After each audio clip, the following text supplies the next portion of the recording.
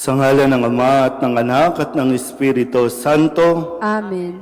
ang pagpapala ng ating Panginoong Hesukristo, ang pag-ibig ng Diyos Ama, at ang pakikipagkaisa ng Espiritu Santo, naway sumainyong lahat. At sumainyo rin. Tayo po ay nasa ikalimang araw ng ating pong simbang gabi.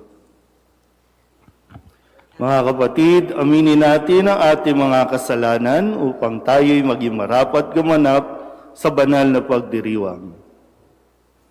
Inaamin ko sa makapangyarihang Diyos at sa inyo mga kapatid, na lubha akong nagkasala sa isip, sa salita at sa gawa, at sa aking pagkukulang. Kaya isinasamo ko sa mahal na Birheng Maria, sa lahat ng mga anghel at mga banal, at sa inyo mga kapatid, na ako'y panalangin sa Panginoong ating Diyos. Kaawaan tayo ng makapangyarihang Diyos, patawarin tayo sa ating mga kasalanan, at patnubayan tayo sa buhay na walang hanggan. Amen.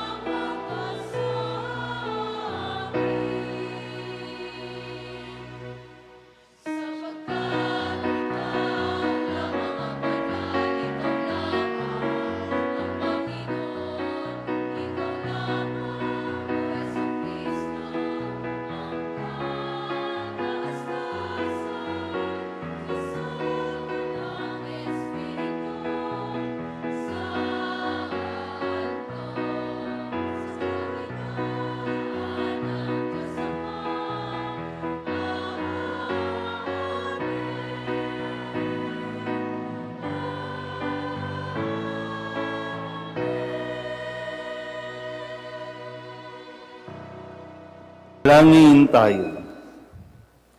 Ama naming makapangyarihan, ang iyong salitang nananahan sa iyong kaibuturan ay dinala sa sinapupunan ng Birheng Kalinis-linisan. Noong tanggapin niya ang mabuting balitang hatid ng anghel at siya'y lukuban ng Espiritu Santo bilang isang tahanan, kalugdan ng mahal na Birhen o katulad ng mahal na Birhen, matanggap nawa naming mapagpakumbaba na sundin ang loob mo sa pamamagitan ni Jesucristo kasama ng Espiritu Santo magpasawalang hanggan. Amen.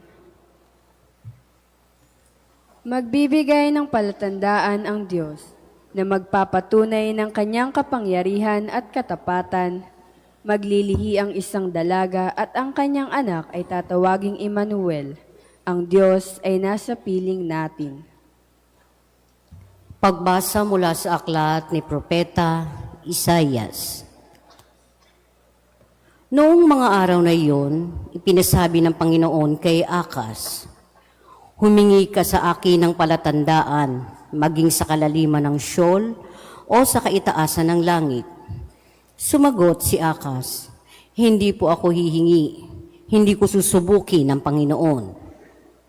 Sinabi ni Isaias, "Pakinggan mo sambahayan ni David, kulang pa ba ang galitin ninyo ang mga tao, na pati ang aking Diyos sa inyong niyayamot?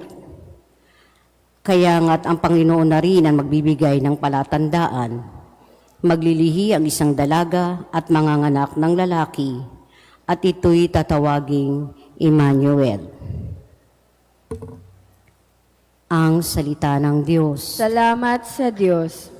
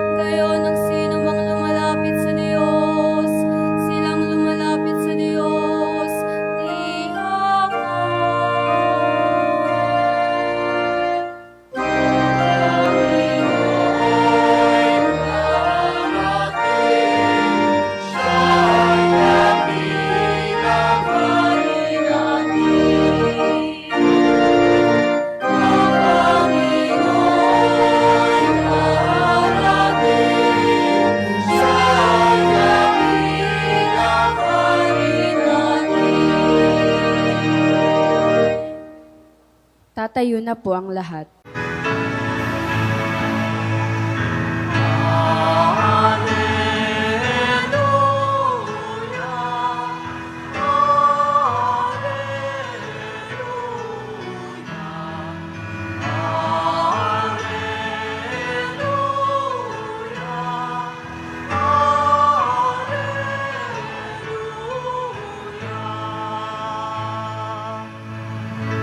Sa daigdig ay laganap, liwanag na sumisikat, salitang buhay ng lahat. Alleluia, Alleluia.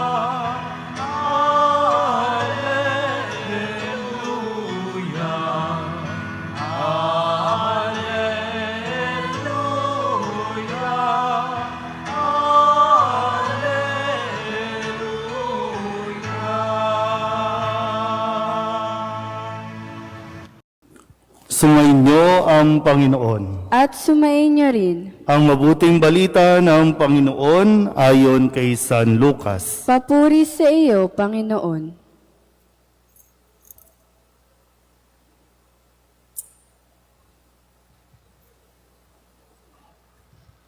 Nang ika-6 na buwan na ng pagdadalang tao ni Elizabeth, ang Anghel Gabriel ay sinugo ng Diyos sa Nazareth, Galilea, sa isang dalaga na ang pangalay Maria.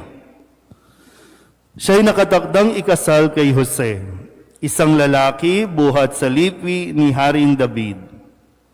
Paglapit ng anghel sa kinaroroonan ng dalaga, binati niya ito, "Matuwa ka, ikaw ay kalugod-lugod sa Diyos," wika niya. "Sumasa iyo ang Panginoon." Nagulumihanan si Maria sa gayong pangungusap at inisip niyang mabuti kung ano ang kahulugan niyon. Kaya't sinabi sa kanya ng anghel, "Huwag kang matakot, Maria, sapagkat kinalulugdan ka ng Diyos. Makinig ka. Ikaw ay maglilihi at manganganak ng isang lalaki, at siya'y tatawagin mong Jesus. Magiging dakila siya at tatawaging anak ng kataas-taasan. Ibibigay sa kanya ng Panginoong Diyos ang trono ng kanyang amang si David. Maghahari siya sa angkan ni Jacob magpakailanman, at ang kanyang paghahari ay walang hanggan." "Paanong mangyayari ito? Gayong ako'y dalaga," tanong ni Maria. Sumagot ang anghel, "Bababa sa iyo ang Espiritu Santo at lililiman ka ng kapangyarihan ng kataas-taasan. Kaya't banal ang panganganak mo at tatawaging anak ng Diyos. Natatandaan mo ang iyong kamag-anak na si Elizabeth. Alam ng lahat na siya'y baog. Ngunit naglihi siya sa kabila ng kanyang katandaan. At ngayoy ika-6 na buwan na ng kanyang pagdadalang tao. Sapagkat walang hindi mapangyayari ang Diyos." Sumagot si Maria, "Ako'y alipin ng Panginoon. Mangyari sa akin ang iyong sinabi." At nilisan siya ng anghel. Ang mabuting balita ng Panginoon. Pinupuri ka namin, Panginoong Hesukristo. Isang magandang umaga po sa inyong lahat. Palakpakan natin ang Panginoon.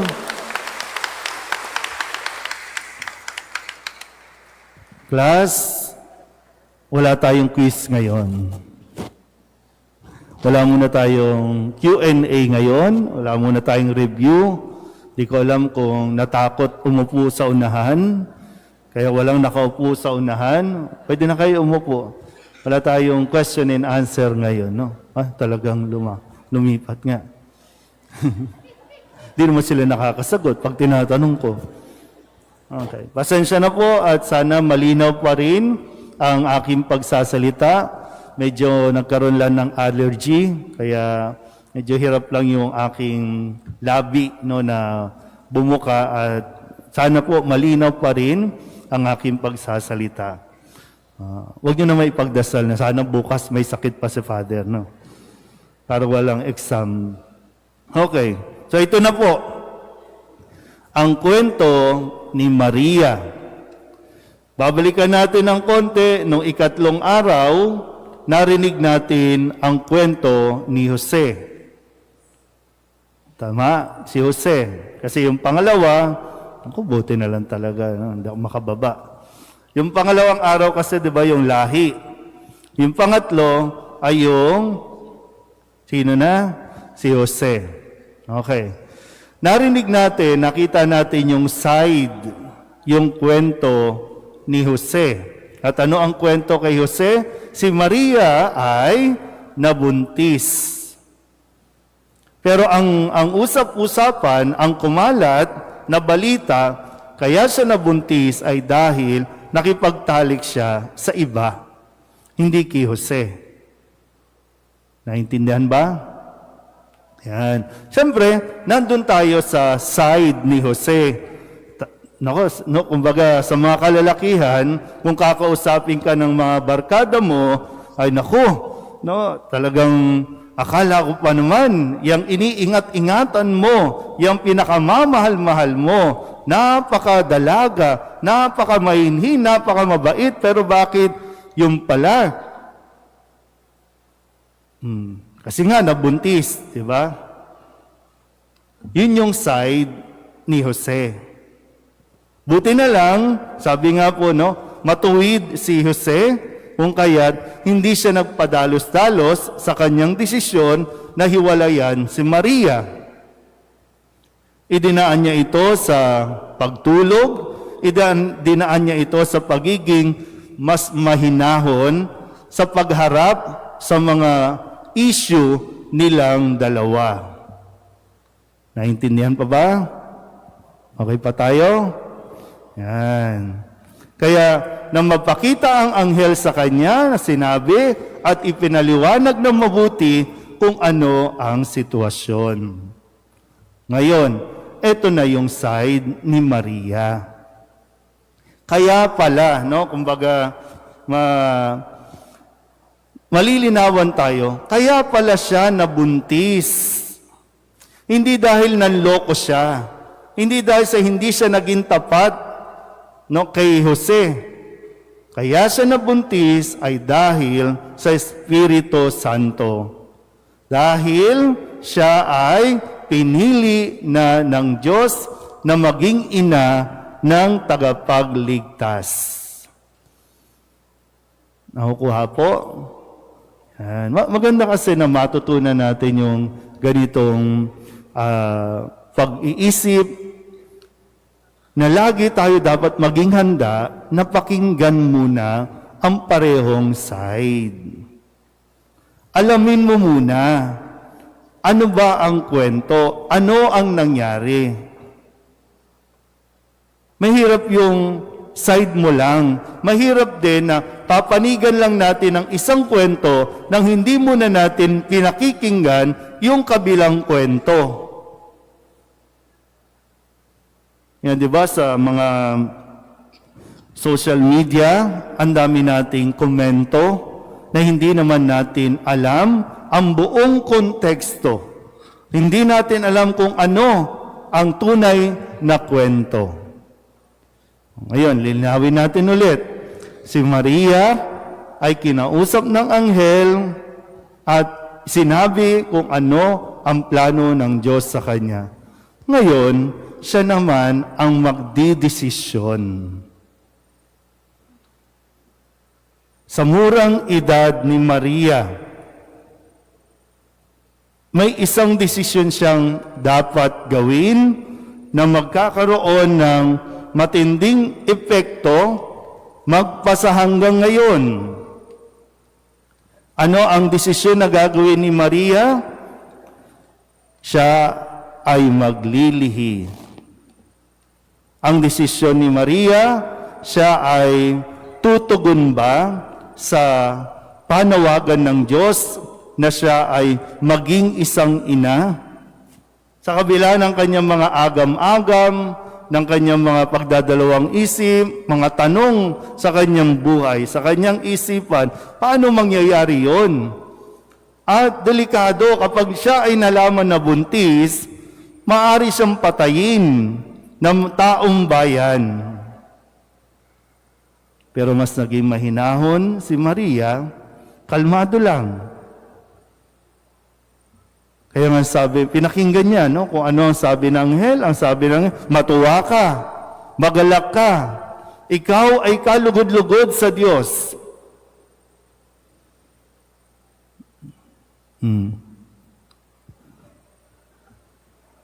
Sabihin niyo nga sa katabi ninyo, gumising ka muna. Hindi tayo magkakaintindihan dito pag tinulugan niyo ko. No? Hindi niyo maintindihan kung anong mensahe ng Diyos pag pikit-pikitan ka dyan. Okay. Naintindihan ba yung pinupunto natin sa umagang ito? Sabihin nyo nga ulit sa katabi ninyo, matanda ka na. Ibig sabihin, capable na tayong magdesisyon. May kakayahan kang magdesisyon. At kung ano ang nangyayari sa buhay mo, kung ano ang sitwasyon mo ngayon, yan ay bunga ng iyong desisyon. O kaya naman, iisipin mo, ano ang mga responsibilidad na dapat mong harapin sa desisyon na gagawin mo ngayon. Alam niyo po, no?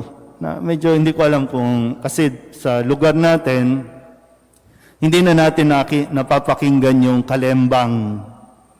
Tama, no? Hindi ko alam kung kailan niyo huling narinig yung kalembang na sa mga matatanda na narito, hindi ko rin alam kung naabutan niyo pa ba yung panahon na kapag narinig mo ang kalembang ng kampana, yan ay udyat na tayo ay magdarasal ng orasyon.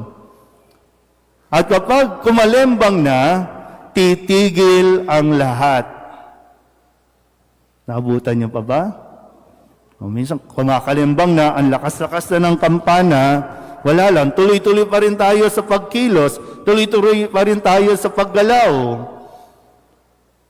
Kaya magandang paalala din na, kaya tayo humihinto kapag napakinggan mo ang anunsyo sa desisyon na gagawin mo.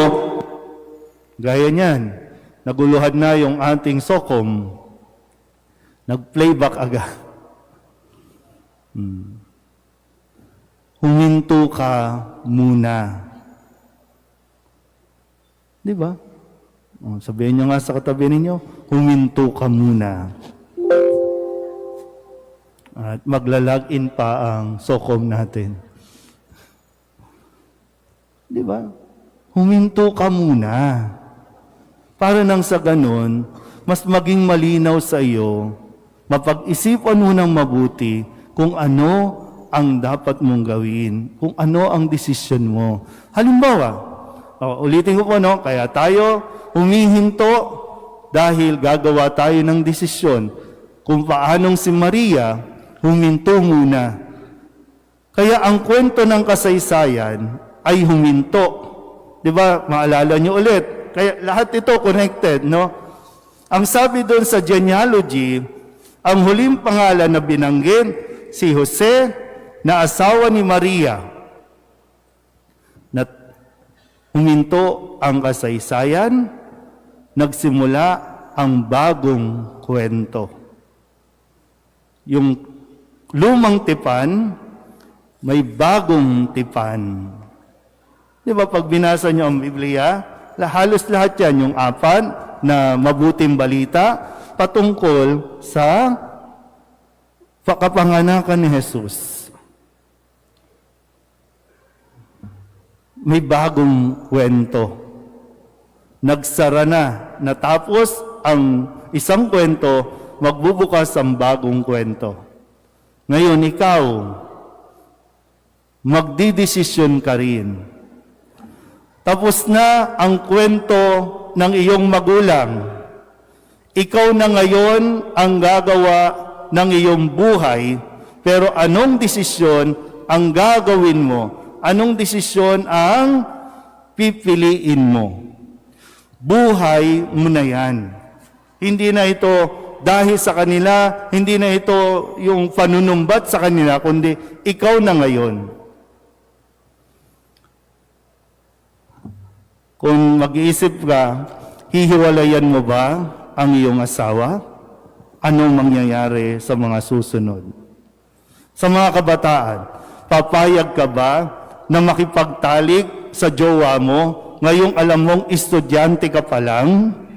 Ano magiging consequences? Papayag ka ba na kapag inaaya ka ng mga barkada mong magbisyo, ano ang mangyayari? Ikaw yan. Bawat araw, mayroon tayong desisyon na ginagawa. Sa social media, ipopost mo ba yan? Magkokomento ka ba? Ano ang pwedeng maging mga consequences niyan?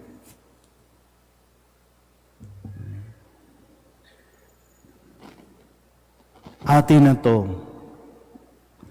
Bawat araw, ang Diyos nagdidesisyon na, sige, gumising ka pa, mabuhay ka pa. Pero yung buhay na gagawin mo sa iyong paggising na kaloob ng Diyos, kailangan mo din naman pag-inilayan ng mabuti. Sabihin niyo alit sa katabi ninyo, magdesisyon ka ng tama. Diba? Kahit yung pakikipag-away, desisyon yan. Lahat, sa bawat araw natin, may kailangan tayong gawin.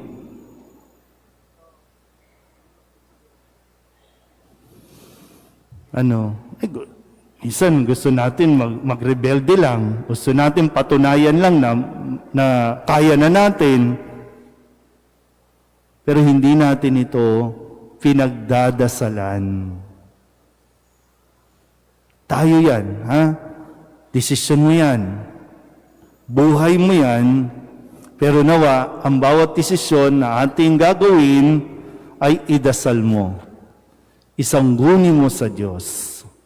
At sa dulo, at the end of the day, ang sasabihin lang natin, sana pagkatapos ng araw na ito, katulad ni Maria, na sumunod sa kanyang narinig na mabuting balita at buong pagpapakumbabang sinabing, ako'y alipin ng Panginoon, mangyari kung ano ang ibig niya. Amen?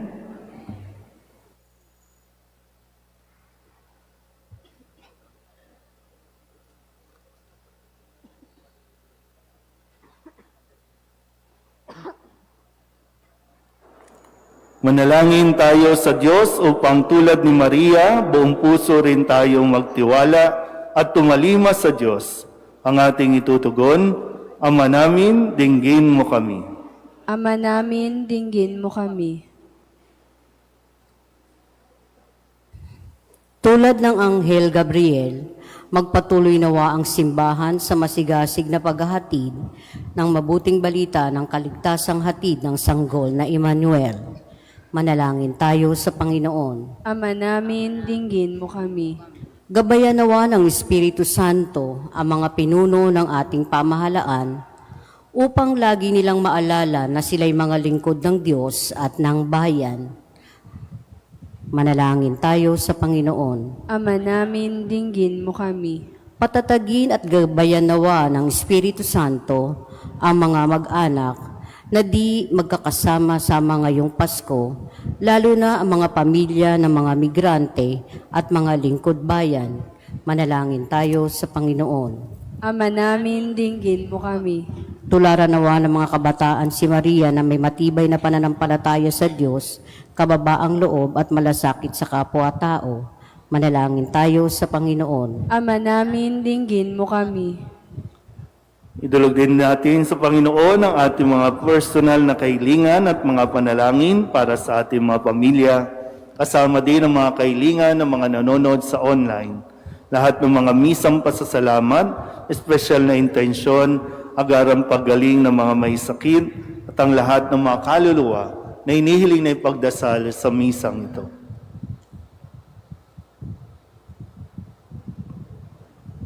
Ang lahat ng ito inihiling namin sa ngalan ni Kristong aming Panginoon. Amen.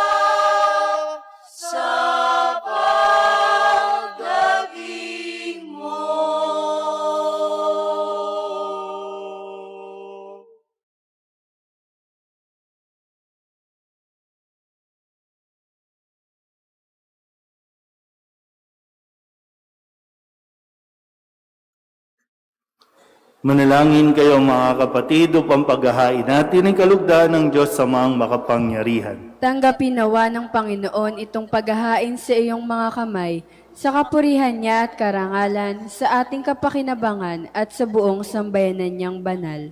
Ama naming lumika, itangi mo ang paghahain ito upang ang mga nagdiriwang ay magkasalo-salo sa sinasampalatayang dapat na asahan sa darating mong anak na aming hinihintay, sapagkat siya ang namamagitan kasama ng Espiritu Santo magpasawalang hanggan. Amen. Sumainyo ang Panginoon. At sumainyo rin. Itaas sa Diyos ang inyong puso at diwa. Itinaas na namin sa Panginoon. Pasalamatan natin ang Panginoong ating Diyos. Marapat na siya ay pasalamatan. Ama naming makapangyarihan, tunay ngang marapat na ikaw ay aming pasalamatan sa pamamagitan ni Jesucristo na aming Panginoon. Ang pagsusugo mo sa Kanya ay ipinahayag ng lahat ng mga propeta.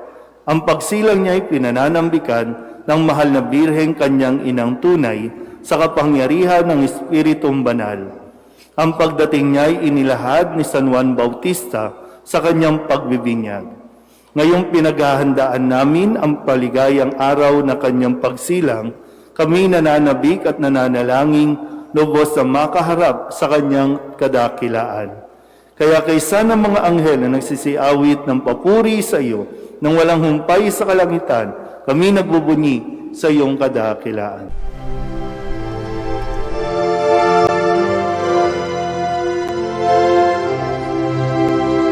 Santo, Santo, Santo, Panginoong Diyos makapangyarihan, napupuno ang langit at lupa ng kalwalhatian mo. Hosana sa kaitaasan, pinagpalang na paririto sa ngalan ng Panginoon. Hosana sa kaitaasan.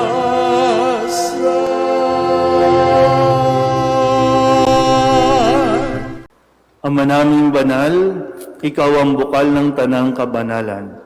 Kaya't sa pamamagitan ng iyong Espiritu, gawin mong banal ang mga kaloob na ito upang para sa aming maging katawan at dugo ng aming Panginoong Hesu Kristo. Bago niya pinagtiis ang kusang loob na maging handog, inawakan niya ang tinapay, pinasalamatan kaniya, pinaghati-hati niya iyon, iniabot sa kanyang mga alagad at sinabi, "Tanggapin ninyong lahat ito at kanin, ito ang aking katawan na ihahandog para sa inyo."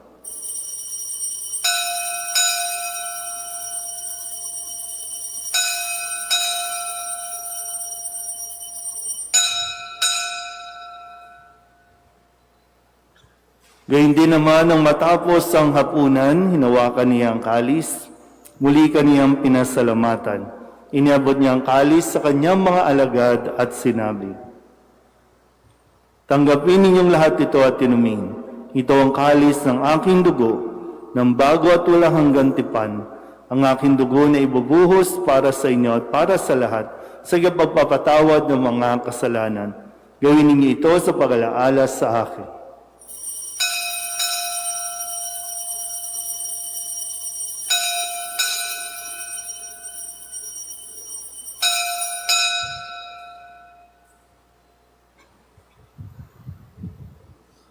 Ipagbunyi natin ang misteryo ng pananampalataya.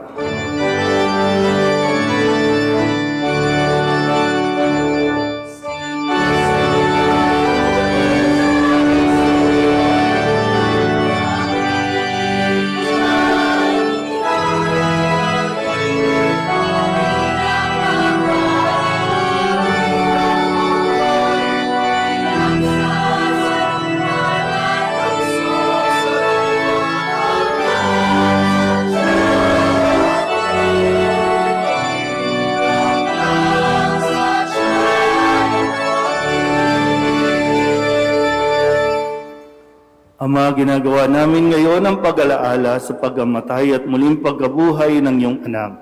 Kaya tiniaalay namin sa iyo ang tinapay na nagbibigay buhay at ang kalis na nagkakaloob ng kaligtasan. Kami napapasalamat dahil kami iyong minarapat na tumayo sa harap mo para maglingkod sa iyo.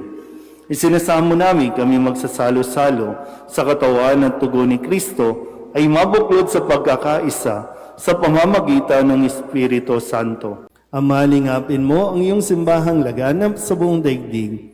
Huspusin mo kami sa pag-ibig kay San Leon na aming Papa at ni Jose na aming Obispo at ng Tanang Kaparian. Alalahanin mo rin ang mga kapatid naming nahimlay na may pag-asang sila'y muling mabubuhay, gayon din ang lahat ng mga pumanaw. Kawaan mo sila at patuloyin sa iyong kaliwanagan. Kawaan mo at pagindapating kaming lahat na makasalo sa iyong buhay na walang wakas. Kaysa ng mahal na Birhen Maria na ina ng Diyos, ng kabiyak ng puso niyang si San Jose, kaysa ng mga apostol at ng lahat ng mga banal na namuhay dito sa daigdig ng kalugod-lugod sa iyo, may pagdiwang nawa namin ang pagpupuri sa kararangal mo sa pamamagitan ng iyong anak na aming Panginoong Hesu Kristo.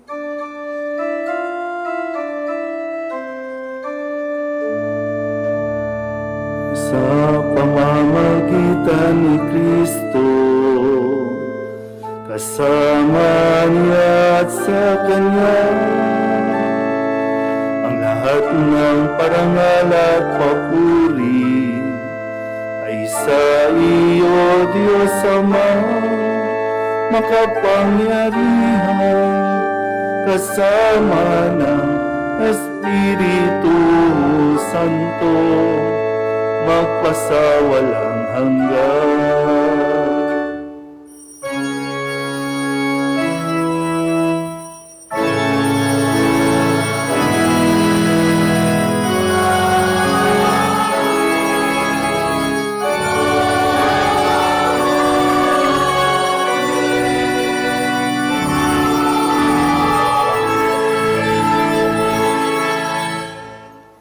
Sa tagubilin naman nakagagaling ng utos at turo ni Jesus sa Panginoon natin at Diyos, ipahayag natin ng lakas loob.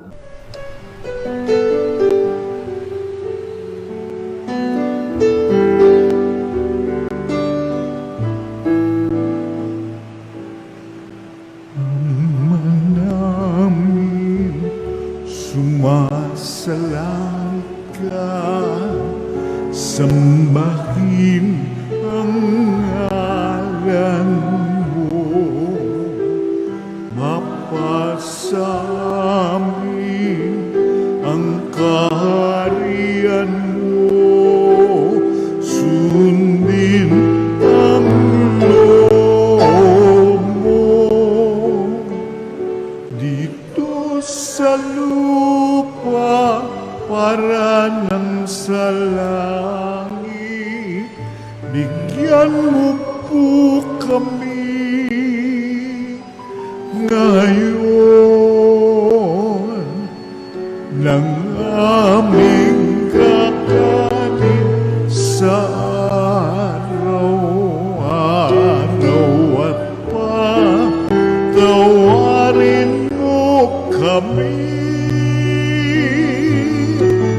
sa aming mga sala para ng pagpapatawan namin sa nagkakasala sa amin, at huwag mo kaming ipagdulot sa tukso, at yadya mo kami sa lahat ng masama. Hinihiling namin kami iadya sa lahat ng masama, pagkalooban ng kapayapaan araw-araw, iligtas sa kasalanan at ilayo sa lahat ng kapahamakan, samantalang aming pinananabikan ang dakilang araw ng pagpapahayag ng tagapagligtas naming si Hesu Kristo.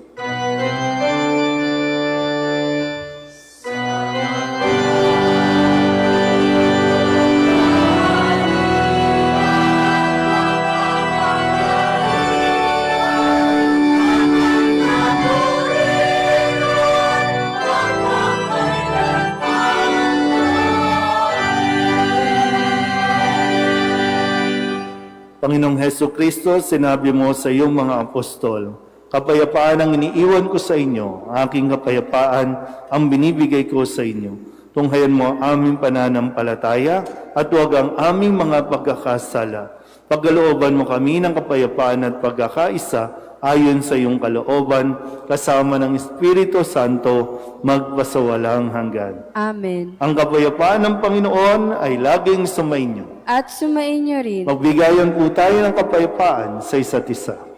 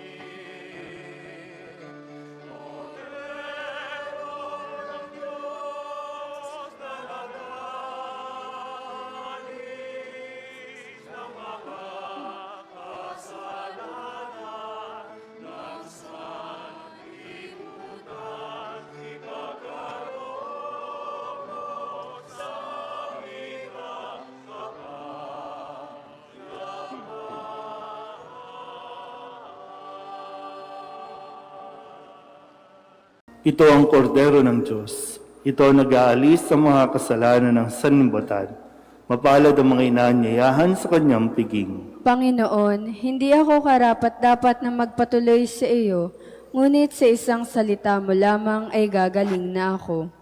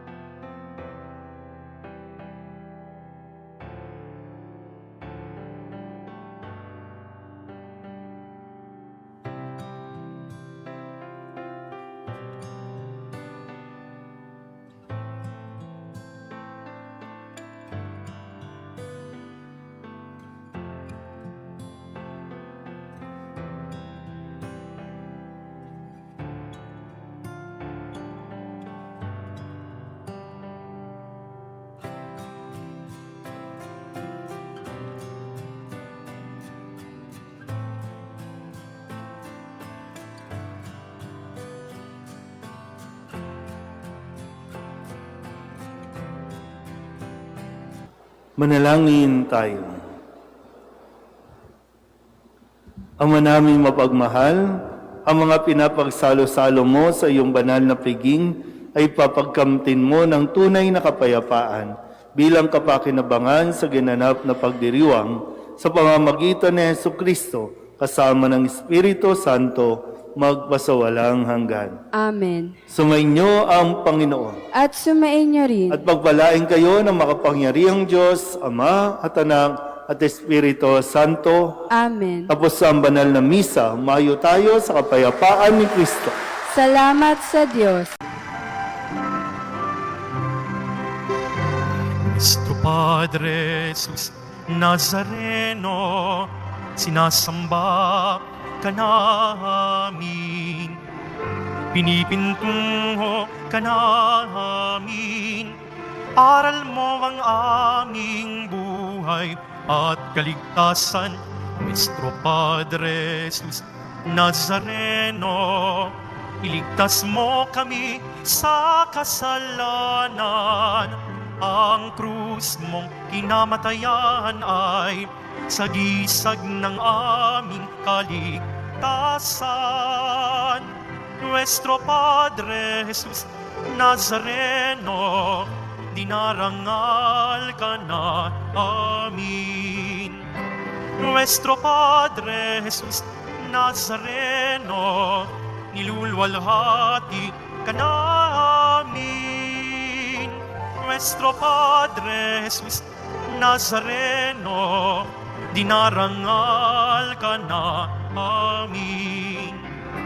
Nuestro Padre Jesus Nazareno, nilulwalhati ka na amin.